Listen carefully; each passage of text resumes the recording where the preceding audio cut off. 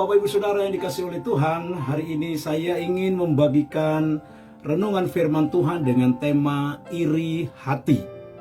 Ya Saudara, dalam Amsal pasal yang ke-14 ayat 30, firman Tuhan berkata, hati yang tenang menyegarkan tubuh, tetapi iri hati membusukkan tulang.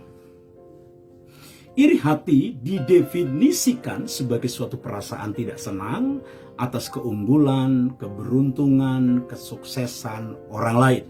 Sebagian orang yang iri hati akan menyerang lewat ucapan, akan menyerang lewat perbuatan. Sebagian lagi hanya menyimpan di dalam hati mereka masing-masing. Bagaimanapun juga orang yang iri hati tidak ada yang merasakan tenang di dalam hidupnya. Orang yang iri hati hidupnya nggak tenang, saudara.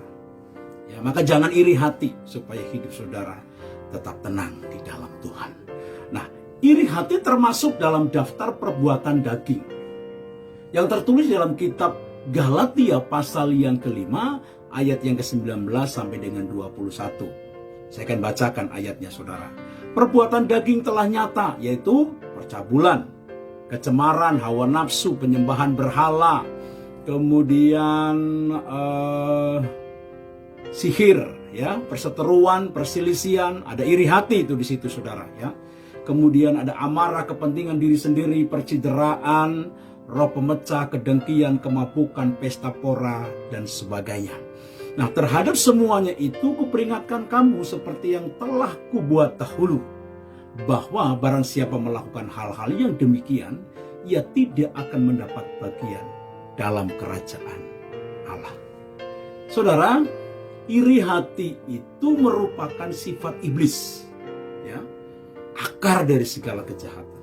Nah, dari rasa iri hati maka akan timbul perbuatan-perbuatan jahat lainnya. Ingat kisah Kain dan Habil. Ketika Habil persembahannya diterima oleh Tuhan, Kain iri, Kain cemburu dengan apa yang dilakukan oleh Tuhan kepada Habil.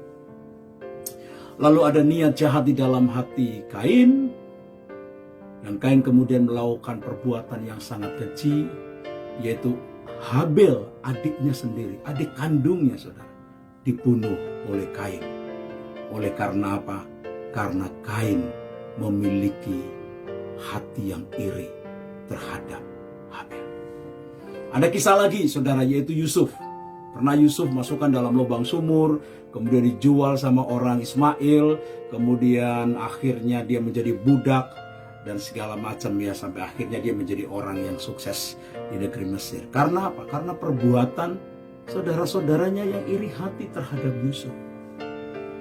Ketika orang kemudian muncul rasa iri hati di dalam hatinya, saudara, maka akan muncul yang namanya rencana-rencana jahat yang akan diperbuat, yang akan dilakukan untuk saudara-saudaranya ataupun orang lain. Nah, iri hati merupakan dosa yang paling rahasia. Ia tersembunyi di kedalaman hati manusia. Itu sebabnya disebut iri hati. Karena rasa iri itu tersembunyi di dalam hatinya.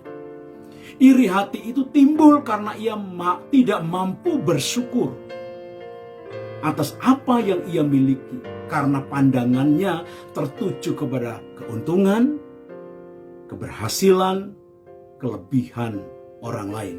Dan kemudian membandingkan dengan dirinya, ia merasa lebih berhak menikmati keberhasilan atau kelebihan orang lain tersebut.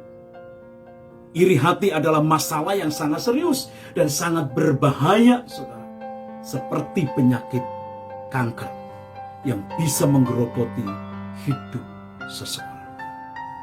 Sebab di mana ada iri hati dan mementingkan diri sendiri, di situ ada kekacauan dan segala macam perbuatan jahat. Yakobus pasal yang ketiga ayat yang ke-16. Salam sehat, Indonesia menang. Tuhan Yesus memberkati kita sekalian.